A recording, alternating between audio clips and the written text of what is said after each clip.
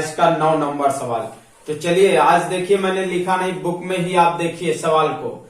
एक वृत्तखंड ब्रूज को चांदी के तार से बनाया जाना है जिसका व्यास 35 मिमी है। तार को वृत्त के 5 व्यासों को बनाने में भी प्रयुक्त किया गया है जो उसे 10 बराबर त्रिज्यखंडों में विभाजित करता है जैसा कि आकृति में दर्शाया गया है।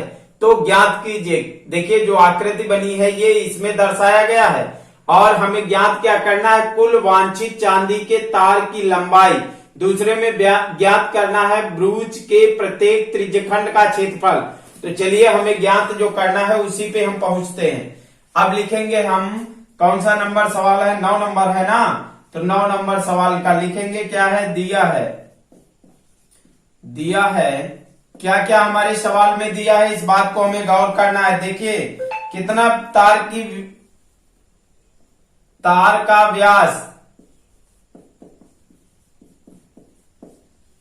व्यास है ना,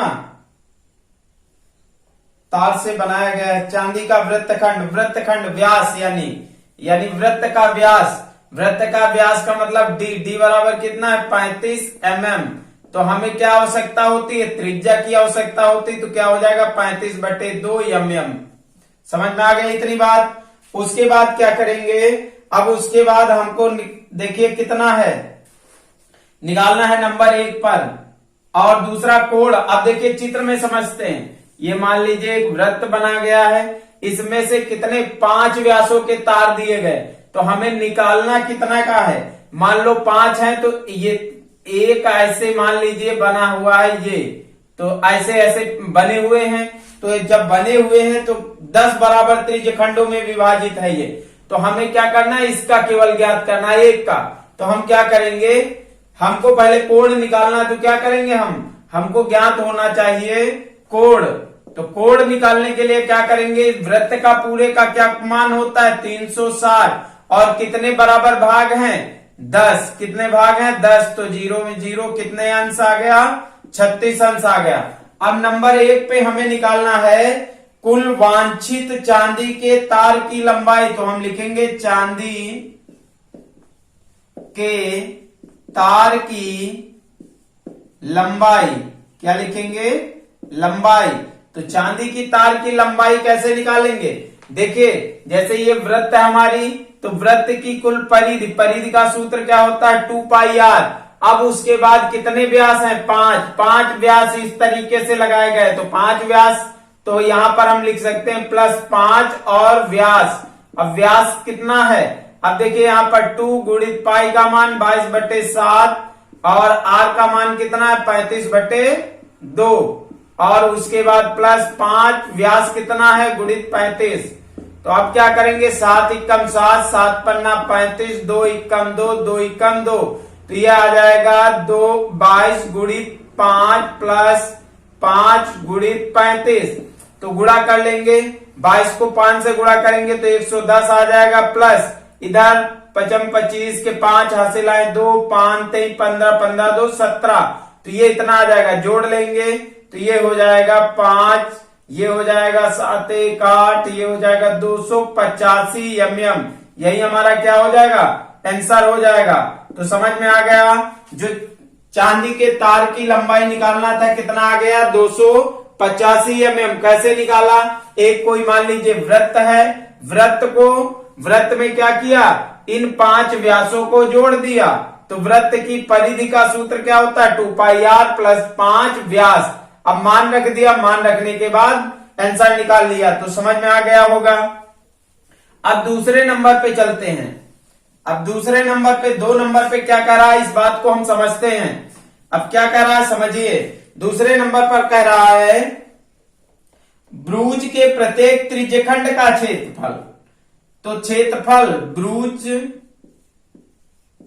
के प्रत्येक, जो पूछ रहा है उसी को लिख रहे हैं, ब्रूज के प्रत्येक त्रिज्यखंड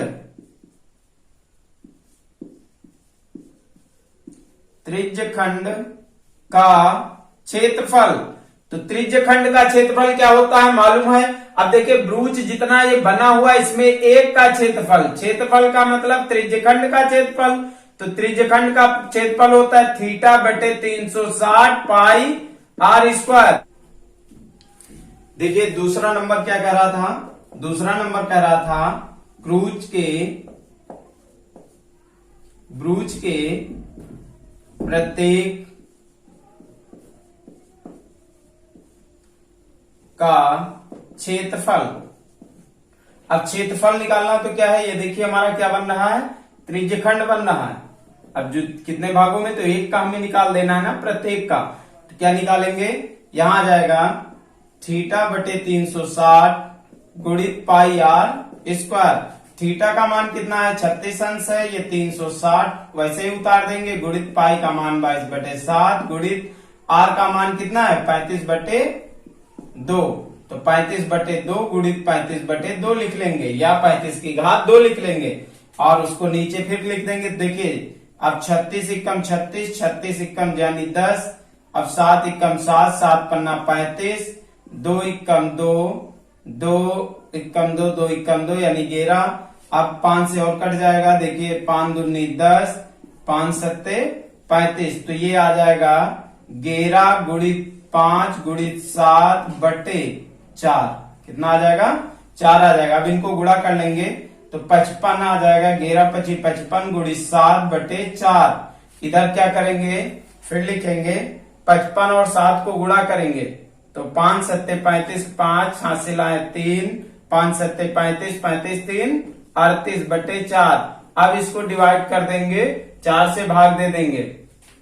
तो देखिए पढ़ते हैं पहाड़ा, 2 से काटते हैं पहले, 2 दूना 4, 2 एकम 2, 18 हो जाएगा, 2 नैया 18, 2 दूना 4, 2 पंची 10, फिर 2 से काटते हैं, 2 एकम 2, 2 नई 18, 2 छाक 12, 2 दूना 4, 2 पंची 10।